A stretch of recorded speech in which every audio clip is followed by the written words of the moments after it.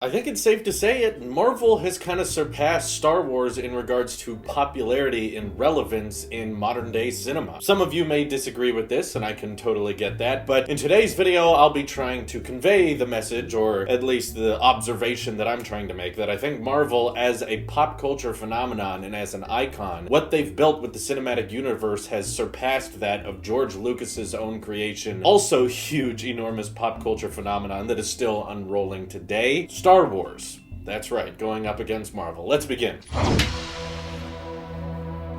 Now, I'm not trying to say that Star Wars is somehow dead or Star Wars is not popular. It of course is, and there's even some things that Marvel doesn't quite have on it, like maybe the large amount of nostalgia surrounding the Star Wars series, not to mention all of the different shows that have birthed out of the Star Wars saga, whether it be Clone Wars or Rebels, and now the upcoming show coming to Disney Plus, Mandalorian. There is a lot of cinematic content around Star Wars, but as Rich Evans from Red Letter Media would say, they have been creatively bankrupt for quite a long time. There's comic books, novels, as well as the expanded universe that all got retconned once Disney entered the picture, but I think it's at least safe to say that the Star Wars hype and the amount of people fascinated with Star Wars and running out to seeing the latest movie as soon as it drops is at least a little bit on the downhill. I think this has a lot to attribute to Star Wars The Last Jedi. Rian Johnson's complete change in direction with the whole franchise that made the change of directors and writers between The Force Awakens and Episode 8 very, very noticeable, but it speaks mostly in volumes if you look at the box office flop that was Solo. They had whole kinds of nightmares involved with that film in regards to filming it and reshooting it and having to hire acting coaches and such, but I think it speaks volumes that Han Solo, one of the most iconic characters in cinema we've ever seen, long history of fans of Han Solo, very well-known character throughout cinema, creating a movie just about Han Solo where he is the main protagonist and it's exploring the prequel, the kind of coming to be story of Han Solo, barely even broke 500 million at the box office, which for an average film coming out in Hollywood, that would be a pretty decent box office, but for a Star Wars owned title, that's actually not too good at all, considering The Force Awakens grossed nearly $2 billion worldwide. Rogue One didn't quite reach the $2 billion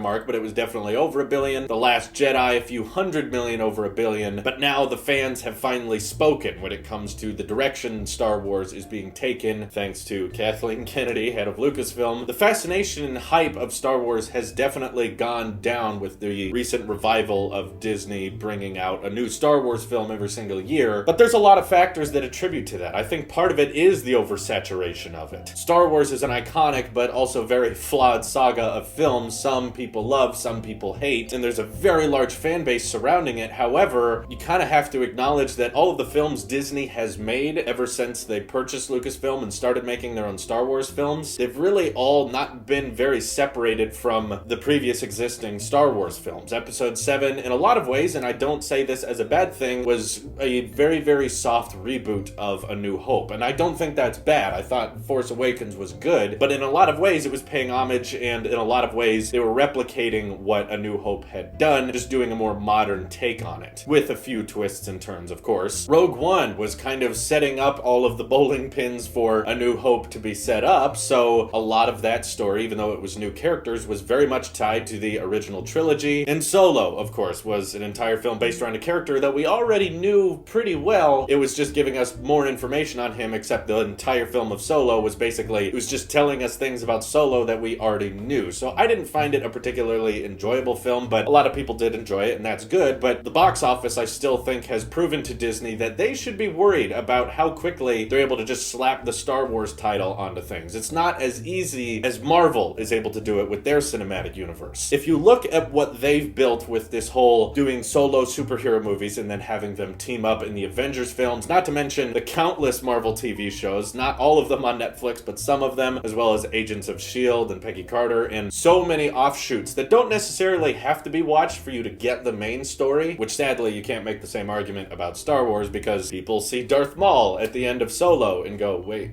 what? I thought he died. And then all of the mega Star Wars fans have to say, well, if you watched the Clone Wars show, you would have known. There is never really that point in any of the Marvel Cinematic Universe where you're watching the movie and then suddenly, oh, you would have gotten that if you watched Daredevil Season 2. No. They're able to build on their universe and make it interesting, but at the same time, you can be okay if you don't watch every single Marvel TV show, and you can still watch the movies and have a pretty good idea of what's going on. The fantastic achievement I think Marvel needs to be applauded for is they're able to produce multiple films a year, at least 2, sometimes 3, depending on which one you're looking at, and they're able to somehow keep it fresh, keep it interesting at least, and keep audiences coming back for every single one of these movies. We don't have really an oversaturation problem, at least right now, with Marvel films because everyone's still going out and watching them. Even films that had no pre-existing title or really any fan base of any kind. I mean, Captain Marvel has been in comics for a little bit, but no one was really a huge, enormous Captain Marvel fan. And yet, when that film came out, because a lot of people knew it was part of the Marvel Cinematic Universe and they wanted to see what the next chapter was, a ton of people went out and saw Captain Marvel and it grossed over $1 billion. A character barely anyone in the general entertainment industry was aware of, unless you were a comic book fan, was able to go out and purchase a ticket to that movie, probably because the biggest promotion for Captain Marvel was not the trailer, it was not the advertisements, it was the ending of Infinity War, which closes in on that Captain Marvel logo and got a ton of people to go out and see this film. Now, was Captain Marvel good? I don't think so. You guys have seen my videos on that, hopefully. I wasn't a fan of the movie, but regardless, Marvel still got me interested and they got me wanting to go out and watch the film because I know it's part of this bigger story. And now, the big guns, the big reason I think Avengers and Marvel should be crowned as making a more popular, a more common, well-known cultural phenomenon is, of course, Avengers Endgame, which at the time of recording this, it has not been out in my country for even 2 weeks, and it has already gone over $2.2 billion grossed in the box office, surpassing Titanic and on its way to beat Avatar. Personally, I really hope it does because it deserves it for the amount of nostalgia, the amount of storytelling, and the amount of character building we've gotten over the past 11 years from the Marvel Cinematic Universe. Building that all up to Endgame, I think Endgame absolutely deserves all the hype and all the attention it's gotten for the amount of work, not just the crew and not just the directors and the screenwriters who have built the MCU have put into this film, but also the actors. Robert Downey Jr. playing Iron Man ever since 2008. He was probably shooting that movie in 2007, so for him, it's been over 11 years of playing this character and delivering it to, in a lot of ways, a satisfying conclusion, but at the same time, leaving it open-ended for even more future titles. And now, because I enjoyed Infinity War and because I enjoyed Endgame so much, I'm actually really interested in the next Spider-Man film because I know it takes place in this bigger universe and I want to see where the story keeps on going. I'm not even that big of a Spider-Man fan. I've seen some Spider-Man movies I love and seen some Spider movies I don't love, but overall I've never just been a huge fan of that character, and yet because of the universe and because of the characters I've grown attached to within that cinematic universe, I'm genuinely interested in a character that otherwise I really wouldn't care about. Like, oh my god, a Spider-Man 2? That's the third Spider-Man 2 movie we've had in the past couple decades. There's too many Spider-Man movies, and yet I'm interested in this next one because of how Marvel has their take on it. They're able to produce multiple films, multiple shows throughout the year, and still get people to run out and buy tickets and run out and see what happens because they're not creatively bankrupt. They're consistently trying to look on how to up the ante or how to make the universe have more potential or meet new characters that can hopefully be interesting and not be like Brie Larson. But even if we're not that interested in the character, even if we're not that interested in the actor or the storyline, because we know it's part of a bigger picture, a lot of us simply want to go out and watch it so that we get the context of the next Avengers film or perhaps the next MCU movie that ties into this one, but we want to know where that one goes. So we want to keep up with this universe, and that's how Marvel is able to successfully release multiple films a year, all of them grossing over $1 billion, and Star Wars, frankly, is showcasing how they can't make that work. And I think Solo scared them pretty significantly because they canceled a lot of their Solo movie plans, and I don't mean Han Solo movies, I just mean films that aren't part of the main saga. And they also didn't release a film for a lot longer compared to the last 4 movies, which used to be every single year. It was like, boom, Force Awakens, Rogue One, Last Jedi, Solo. Now that they saw that box office crash, and they probably lost money on Solo, now they waited. Suddenly they didn't release a Star Wars movie that Christmas, and they were like, you know what, let's just wait a good year, let everyone everyone forget about Star Wars for a second so that we can bring it back and people can have that nostalgia attachment. And you know what? I'll go see Episode 9, The Rise of Skywalker. I don't have high hopes for it because I don't like the way they handled the franchise in The Last Jedi, but I'm still interested to see what's going to happen, and I imagine Rise of Skywalker is probably going to beat $1 billion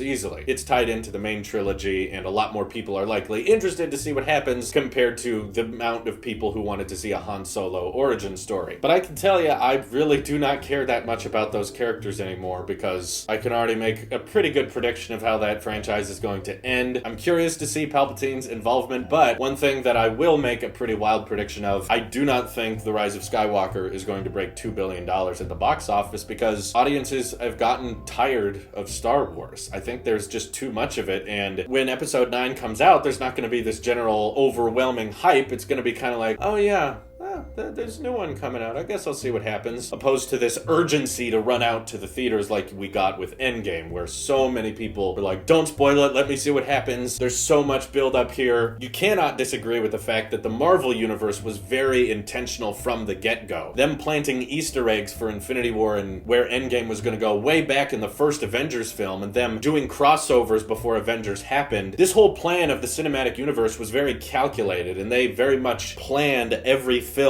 and how everything was going to work, except Captain Marvel. But with Star Wars, it's very much they have no plan. They really have no idea where they were going. With Episode 8, they literally just handed this multi-billion-dollar franchise to Rian Johnson and just said, all right, do your thing, good luck. Plus, of course, Star Wars was really intended to just be the main trilogy that came out way back in the 70s. And there were 3 years, by the way, between each of those films. There was a lot of waiting, so we've never really experienced the time where Star Wars was being released once a year. Even for the prequels, there was a lot of time between each of those films coming out, so there was time for people to theorize what was going to happen, kind of go about their daily lives, and then come back to Star Wars, so it felt like more of an event. Now, it's becoming so routine, there's so many Star Wars films dropping that everyone's like, you know what, I'll wait for it to be streaming, I'll see it on Netflix or Disney Plus later. The prequels were made clearly because a lot of people were interested in that brand, and George Lucas likes money, but then at the end of Episode 3, George was done. He said there would not be an Episode 7. That was not happening. Then Disney buys Lucasfilm and says, actually, it is happening. And we're going to release 2 Star Wars movies a year. Then they start losing money and they go, okay, change of plans. Now we're going to do 1 movie next year, but it'll be later. And we might work on other films, but we're going to be a lot more cautious about it. Star Wars is, without a doubt, successful. The brand is super iconic and super recognizable, but you have to admit it's kind of all an accident. Really, A New Hope was almost a cinematic disaster. It was saved in editing if you look up some of the original footage they shot for the first Star Wars movie and the complexities of it all that George had that a lot of people threw out. And deep down, we're all going to have that love for Star Wars. I still do, even though I'm not a huge fan of the more recent films. I totally love that brand, and for the most part, any movie they release in the theaters, I'm one of those fans that's going to watch it, whether I think I'm going to hate it or not. It's going to take a long time to get to a point where a Star Wars film can come out and I will just flat out not see it. But in regards to what I see people getting excited for, what I see people talking about on the street, it's way more Marvel now than it is Star Wars. And I think that is a change in culture that has happened more recently because it took a long time for Marvel to build up their audience and to build up this excitement and hype. But of course, it all was very intentional. Ever since the beginning, they've been wanting to build this universe and build up their characters and make it so that you feel like you know them by the end of it, and that's what makes you attached to all of them. I cried during Endgame, and I will admit I have never cried watching a Star Wars film. So I think if anything, that kind of speaks volumes to the more attachment I have to Marvel's characters than I do Star Wars. I'm interested in Star Wars. I like seeing where it goes. I think it's a cool universe and there's a lot of ways you can go with it, but the way Disney's handling it is, I don't think, the best. And I think Marvel really lucked out with the Russos because those directors knew what they were doing, and that's how you get attached and you get emotionally invested in the story, and that's how you get a ton of people crying in a theater over cheeseburgers.